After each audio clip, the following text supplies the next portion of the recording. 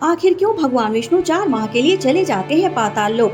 देवसैनी एकादशी के साथ भगवान विष्णु 4 महीने के लिए पाताल लोक चले जाते हैं। ऐसा कहा जाता है कि इन 4 महीनों में भगवान विष्णु निद्रा में होते हैं, जिसके कारण कोई भी शुभ कार्य नहीं होता है।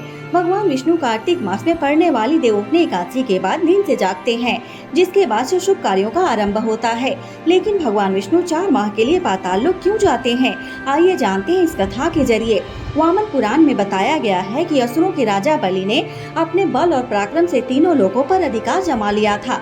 राजा बलि के आधिपत्य को देखकर इंद्र देवता घबराकर भगवान विष्णु के पास मदद मांगने पहुँचे। इंद्र के मदद मांगने के बाद भगवान विष्णु वामन अवतार धारण कर राजा बलि से भिक्षा मांगने पहुँचे। वामन भगवान ने बलि से 3 पग भूमि मांगी। पहले और दूसरे पग में भगवान ने धरती और आकाश को नाप लिया। अब तीसरा पग रखने के लिए कुछ बचा नहीं था, तो राजा बलि ने कहा कि तीसरा पग उनके सिर पर रख दे।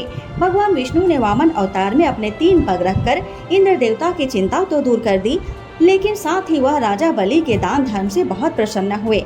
उन्होंने राजा बलि से वरदान मांगने को कहा, तो बलि ने उनसे पाताल में उनके साथ बसने का वर मांग लिया। बलि की इच्छा पूर्ति के लिए भगवान को उनके साथ पाताल जाना पड़ा।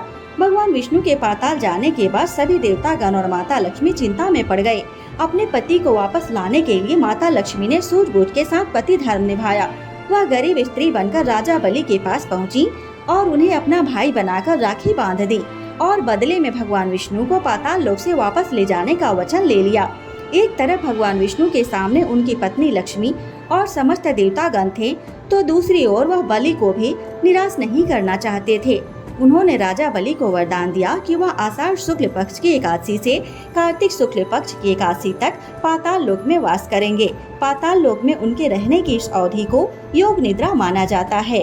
उसके बाद कार्तिक मास में देवउठनी एकादशी के बाद भगवान नींद से जागते हैं और फिर सभी शुभ कार्यों का आरंभ होता है। ओम परमात्मने नमः। जगत के पालनहार विष्णु भगवान की जय हो।